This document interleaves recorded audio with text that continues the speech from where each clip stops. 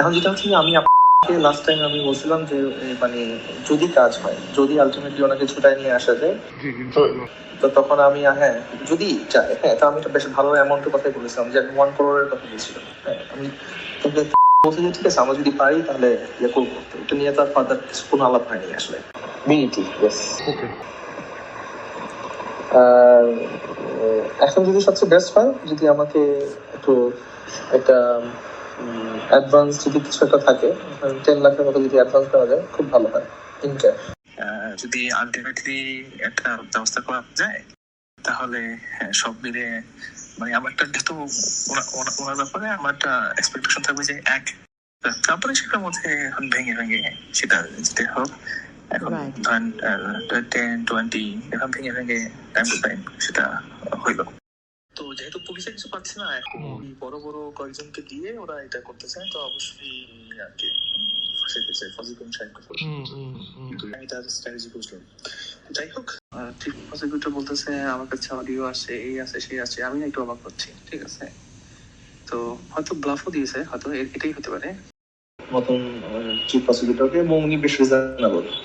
আমি যেটা বুঝলাম আজকে আমার সাথে কথা বলে, হ্যাঁ আমার দিক থেকে ইয়া থাকবে যে যাতে এই কেসটা নিয়ে আর ঝামেলা না করে এই লোকটাকে অ্যাটলিস্ট আর কিছু না হোক বেলটা অন্তত যেন দিয়ে দেয়। আমি প্রবলেমটা বলি আপনাকে, এই ধরনের কোনো কিছু চিফ প্রসিকিউটরদের কানে যাওয়া মানে হচ্ছে আমার কাজ করার জায়গাটা বন্ধ হয়ে যাওয়া, বুঝছেন? অলরেডি কিন্তু আপনি দেখছেন যে ডিসেম্বরের শেষ থেকে এই পর্যন্ত আমি কিন্তু আমার সাথে ইনভলভড ছিলাম না। তো এরকম যদি আবার যদি কোথাও দিয়ে বলে মানে এখানে কথা আসলে আলটিমেটলি আমার কাজ করাটাই বন্ধ হয়ে যাবে, বুঝছেন ব্যাপারটা? হ্যাঁ, আর যদি মনে করে যে ইফ দে অ্যাগ্রি তাহলে কিছু পার্ট পেমেন্ট এখন ইনিশিয়ালি হতে পারে।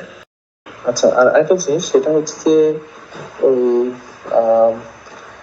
ইনশাল্লাহ আরো কয়েকদিন পরে আমার প্রভাব আরো বাড়বে ট্রাইব্যুনালে, বিকজ বিকজ বর্তমান চিফ প্রসিকিউটরদের বিরুদ্ধে। হ্যাঁ, তো দেখি কি করা যায়। মূল জিনিস হচ্ছে যে বর্তমান চিফ প্রসিকিউটর অনেক ভালো লোক, রিজনেবল লোক, ঠিক আছে?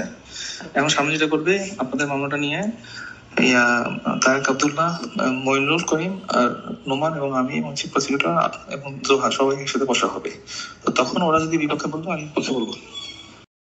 আরেকটা জিনিস আমি একটু ফ্র্যাঙ্কলি বলি, আমি জানি না আপনারা এখন কি আমি কি আসলে আপনাদের থেকে কোনো পার্ট টাইম যাবো কিনা না একবারই পরে যাবো, কোনটা ওয়াইজ হয়, কোনটা হলে বেটার? এই কাজ হয়ে যাওয়ার পর হলে বেটার হয় না? জিজ্ঞেস করছে যে আপনার কাছে কখন যাবে। ওই তো মানে রেগুলার কোর্টে যখন আসবে তখন এক আলাপ হবে, এই হাই কোর্ট টাইপের, হাইকোর্ট অত সাসপেনশন অ্যারেস্ট করবে, বুঝতে পারছি?